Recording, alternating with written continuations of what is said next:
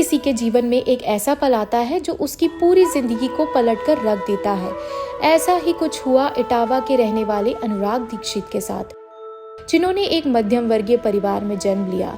अपने माता पिता के इकलौते बेटे तो थे ही, शुरुआत में उन्हें प्यार भी खूब मिला। इटावा से उन्होंने इंजीनियरिंग की पढ़ाई की और फिर कानपुर विश्वविद्यालय से पोस्ट ग्रेजुएट किया और इसके बाद दिल्ली की ICICI बैंक में मैनेजर के पद पर नौकरी करने लगे। वर्ष 2007 में उनकी शादी हो गई। सब कुछ अच्छा चल रहा था, लेकिन वर्ष 2008 में उनका जीवन पूरी तरह से पलट गया। वह अपने गुरु गोपाल कृष्ण स्वामी की शरण में पहुंचे और उन्होंने बताया कि मनुष्य क्षणिक है, मृत्यु हम सबकी होनी है। ऐसे में आपके जीवन भर की मेहनत, धनराशि और संपत्ति सब कुछ पल भर में बेकार हो जाएगा, खत्म हो जाएगा। ऐसे में साथ जो जाएगा वो है सच्चा कर्म जो आपने किया है।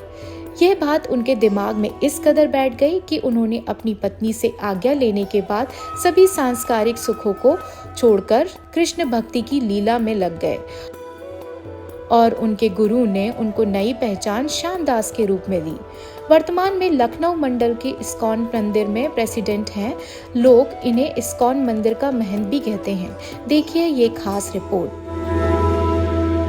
मैं ICICI बैंक में सेवा करता था और उसके बाद आध्यात्मिक चेतना की शुरुआत हुई और फिर मुझे लगा कि मनुष्य जीवन का उद्देश्य केवल धन अर्जन करना नहीं है, केवल परिवार का भरण पोषण करना नहीं है।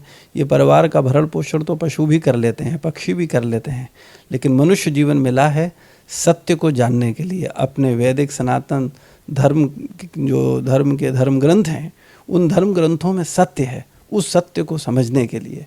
तो जैसे जैसे गुरु का कृपा हुआ, गुरुजनों का आशीर्वाद रहा, वैष्णवों की कृपा हुई, तो समझ आया कि नहीं, मनुष्य जीवन है सत्य को जानने के लिए। फिर मैंने 2008 में जॉब रिजाइन किया और उसके बाद फुल टाइम भगवान की सेवा में आ गया।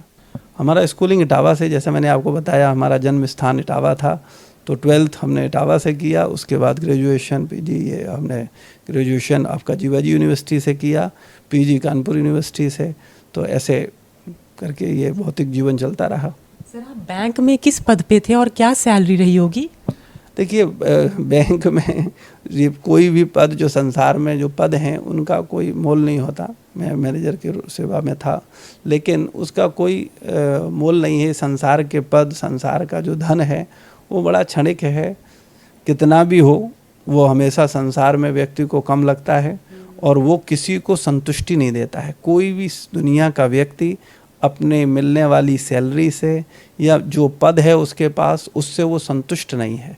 इससे पता चलता है कि संसार में व्यक्ति केवल एक अंधी दौड़ में भाग रहा है, जिसमें उसके पास उसके जीवन का कोई लक्ष्य नहीं है। बस वो भागे जा रहा है और उससे पूछो क्यों भाग रहे हो, तो बोलता है आगे वाला भाग रहा है इसलिए मैं भी भाग रहा हूँ।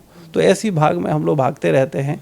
तो ये मनुष्य जीवन मिला है हम सबको अपने आप को जानने के लिए, भगवान को जानने के लिए और उनसे प्रेम करने के लिए।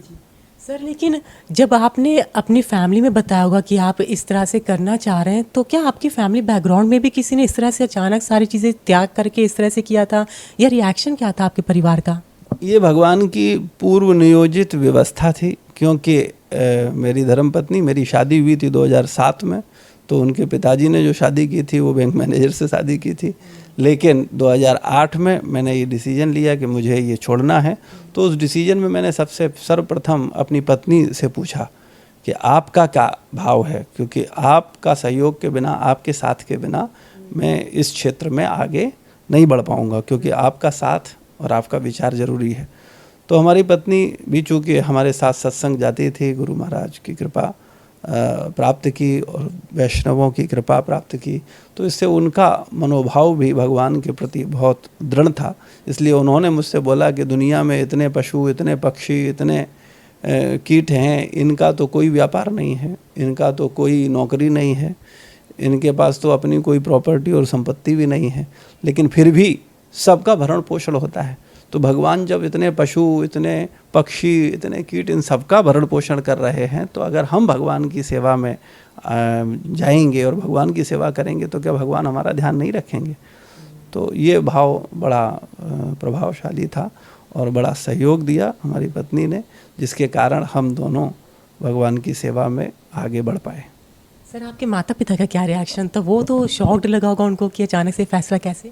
हाँ, निश्चित रूप से संसार में हर माता पिता को जब वो भक्ति में कोई भी व्यक्ति या संसार में लीक से हट कर के कोई कार्य करता है तो माता पिता को प्रॉब्लम होती है, वो तो थोड़ी कम होती है, लेकिन जो अड़ोस पड़ोस और रिश्तेदार होते हैं वो अधिक प्रॉब्लम करते हैं। उनको लगता है अरे अच्छा खासा पागल हो गया, अच्छा खासा नौकरी कर रहा था, अभी विवाह हुआ और ये सब छोड़ छाड़ करके बैठ गया, कैसे होगा, बच्चे हैं, कैसे करियर होगा, किस तरीके से होगा। तो इस तरीके की बातें जब परिवार और रिश्तेदार करते हैं तब निश्चित रूप से माता पिता भी थोड़े विचलित होते हैं और उनको भी चिंता रहती है कि मेरे बच्चे का आज का दुनिया बड़ा विपरीत है। अगर पहले समय में एक कहावत होती थी, money is lost, nothing is lost, health is lost, something is lost, character is lost, everything is lost. लेकिन अभी समाज बिल्कुल पलट गया है, उल्टा हो गया है। आज के समय में लोगों का नज़रिया बदल गया है और आज लोगों की मानसिकता है money is lost, everything is lost, health is lost, something is lost, character is lost, nothing is lost. तो ये समाज की आज स्थिति है, विडंबना है।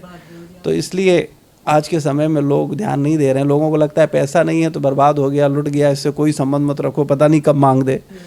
तो ऐसी संसार की स्थिति है, लेकिन इससे संसार का असली स्वरूप भी सामने आता है।